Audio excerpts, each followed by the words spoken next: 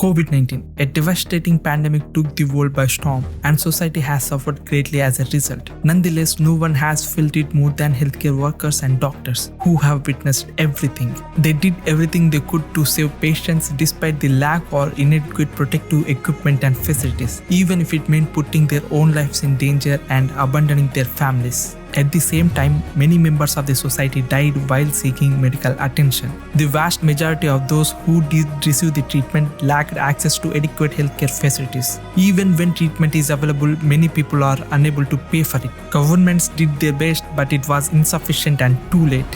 Finally, this leads to the question, why? Why is it that the world's largest democracy has one of the worst healthcare systems for the poor? Why after 72 years of independence has India made so little progress in healthcare? Now is the time for all of us to recognize and address these concerns and plan for a stronger healthcare system.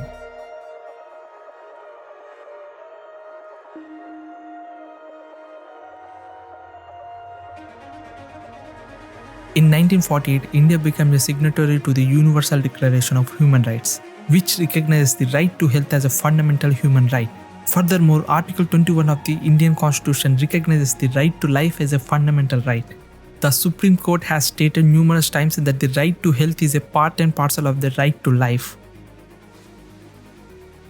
Following the recognition of the fundamental right to health, the Indian government adopted an international health policy that targeted health for all by 2000. However, we failed to reach the targeted benchmarks. India is also a signatory to the Millennium Development Goals, but progress is below par of expectations. However, given India's population, we should not pass judgment on governments. Instead, we should examine the progress.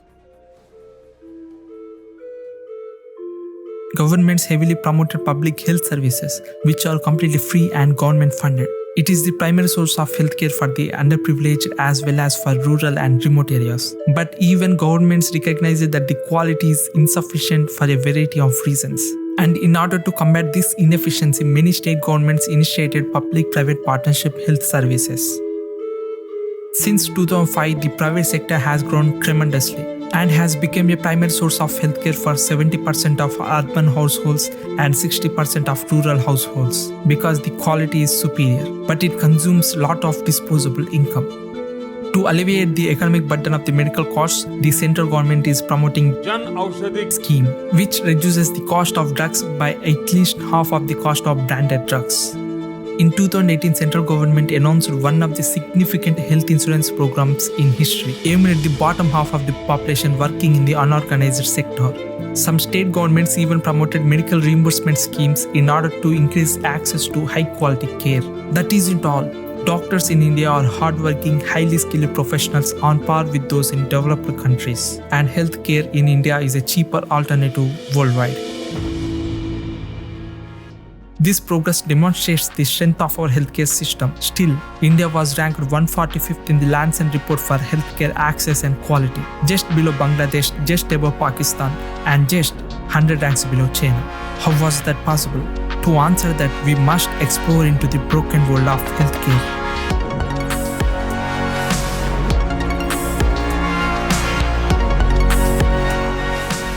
According to World Bank, in 2015, the total healthcare spending of India as a proportion of GDP was 3.89%.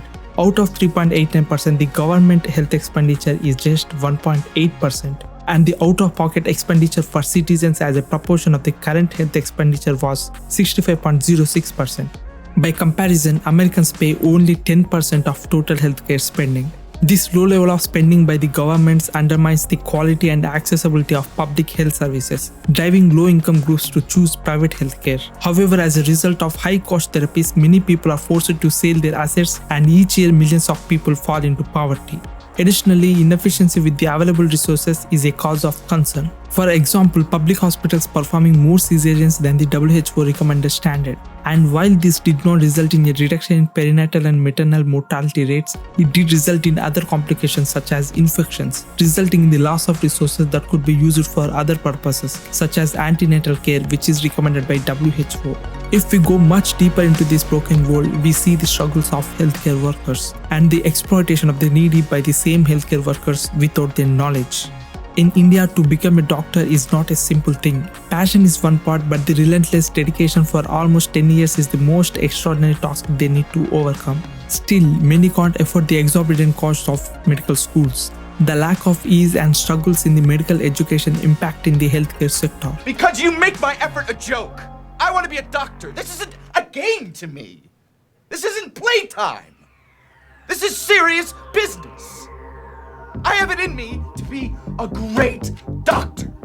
Moreover, some doctors want to work in public health services to serve rural population, but underinvestments by governments making hospitals poor in quality and access, and concerns about insufficient housing, education for children, electricity and transportation, leading many doctors to not work in rural areas. This ultimately leads doctors and patients who need better quality to avoid public health services in favor of private healthcare, making them the dominant force in health sector, which gives rise to malpractices and corruption.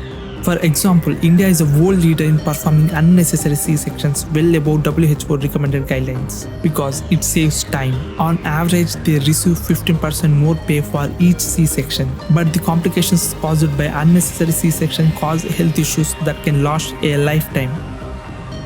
That's not all. The exploitation done by pharma companies is the biggest tragedy in India. It's a slow poison that spoils the doctors' community, the healthcare system and the economy. But some doctors don't realize it as they are not psychologists to understand irrationality. Now the physicians, of course, know that if it's bronchitis, most likely it's viral bronchitis and there's nothing that you really need to do. But it turns out there was an article recently in JAMA Internal Medicine that noted that 73% of the time that a patient comes in with bronchitis, they're given an antibiotic, when in fact only 1% of the time will that antibiotic be appropriate. Patient can't even feel it because it's the darkest side of the world, and you won't be able to see it unless you turn on the light and have some patience. To bring a drug to market, pharmaceutical companies invest heavily in research and development. Nonetheless, clinical trials may take a decade or more to prove safety and efficacy. And once the drug reaches the market, they have patent protection for 20 years. And this is what we call as branded drug. After 20 years where the patent life ends, the chemical formula is open source, where anyone can manufacture it without making any clinical trials, which saves time and effort and makes the drug price cheaper. However, they must ensure that the manufactured drug is bioequivalent of the branded drug and get approved by FDA. This is referred as a generic drug. मुझे बताइए कि ये जो generic medicine जो हम कहते हैं अभी अंग्रेजी का शब्द है, इसको हिंदी में कैसे समझाएं? मैं आपको बहुत सरल भाषा में बताता हूँ। तो ये जेनेरिक नाम जो दवा का जो मूल सॉल्ट है, जिसके अंदर जो दवा है, उसका नाम है, केमिकल नाम, उसका केमिकल नाम है। अब जैसे और उदाहरण अगर सरल करके बताएं इसको, तो जैसे ये लड़की दुबली पतली सी नजर आती है, तो मैं अगर डॉक्टर हूँ, तो मैं इसको ये कहूँ 1 गिलास दूध सुबह 1 गिलास शाम को पिया कर। पर चिकित्सा के व्यवसाय में दुर्भाग्य से हमारे देश में ऐसा नहीं हो रहा। हम ये नहीं कहते कि आप भैंस का दूध लेके आइए, हम कहते हैं कि वो रामू की भैंस का दूध लेके आए। यही ब्रांडिंग है। ये जब उसकी दुकान पे जाती है, वो कहता है 500 रुपए लीटर है, लेना है कि नहीं लेना। तो जो 30 रुपए की चीज़ है वो 500 रुपए में मिलती है। तो अगर मैं डायबिटीज़ की दवा ले रहा हूँ और अगर मैं ब्रांडेड दवा लेता हूँ तो मुझे कितने की पड़ेगी? जैसे 117 रुपए में भी 117 रुपए में मिलती है। और अगर वही चीज़ हम उसके जेनेरिक मेडिसिन के नाम से लें तो वो कितने की मिलती है? वो मात्र 1 रुपए 95 पैसे में 10 गोली मिलती है। और दोनों गोलियों में कोई फर्क नहीं है, किसी की 100% समान। In India, 95% of drugs are generic. If a large established company manufactures the drug and heavily advertises it, we regard it as a brand, but it is simply a generic drug with brand value derived from advertising. And then pharma companies' next target is luring physicians with cutting-edge marketing skills. In 2019, a report published by Sati had interviewed medical representatives in which it revealed that doctors accept or demand incentives, and less than 20% of doctors follow ethics. After this report, there is a talk that PM Modi warned pharma companies. Well, it's just a warning. Due to doctors, patients think some generic drugs are branded and other generic drugs are cheaper in quality, but both are same. In India, most patients discontinue their drug course because they cannot afford branded generic drugs sponsored by doctors. However, while it is mandatory to write generic names of drugs, most doctors write generic brand names. As you can see, a simple omission is harming both healthy India and the economy. Well, probably that makes China proud of some Indian doctors. Furthermore, the irrational prescription of drugs such as ivermectin, hydroxychloroquine, which has been shown to be unsafe in trials, and Fabiflu, which is still in trials, were the most sold drugs during COVID-19, demonstrates the level of inefficiency that exists in our country. All nations implemented Pharm-D and established clinical pharmacist posts to coordinate physicians and monitor adverse events of drugs, ultimately leading to a healthy country and improving the healthcare economy. These Pharm-D students are recognized as doctors worldwide because they are doctors of pharmacy. But the Indian Medical Association does not like to recognize these innovative fields as doctoral professions because they believe a doctorate is their property. However, the Indian government recognized a problem and established a clinical pharmacist position to assist people, save resources, and ultimately controlling malpractices. This essentially empowers people by allowing them to consult clinical pharmacists to clear their doubts, report adverse events, and optimize drug courses based on individual condition. If you visit a doctor and ask about drug side effects and how to manage your particular condition, then of course they have no time to answer or counsel you. But it's your fundamental right. At last, the government is giving you that right.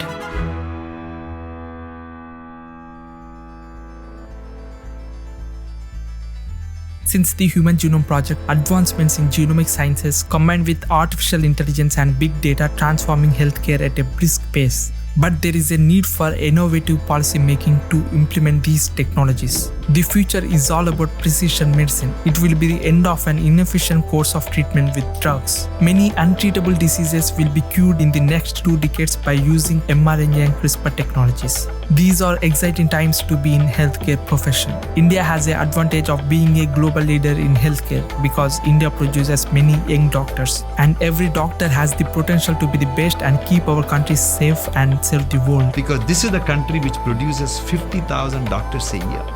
We produce the largest number of doctors in the world. We produce the largest number of nurses in the world. We produce the largest number of medical techs in the world.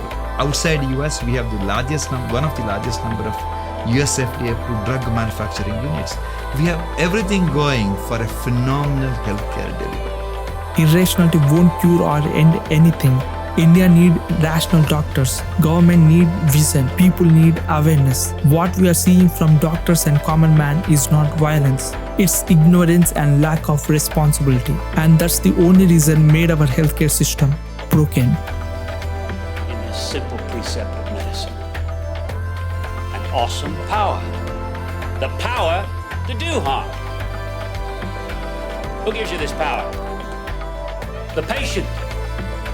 A patient will come to you at his moment of greatest dread, hand you a knife and say, "Doctor, cut me open." Why? Because he trusts you. He trusts you the way a child trusts. He trusts you to do no harm.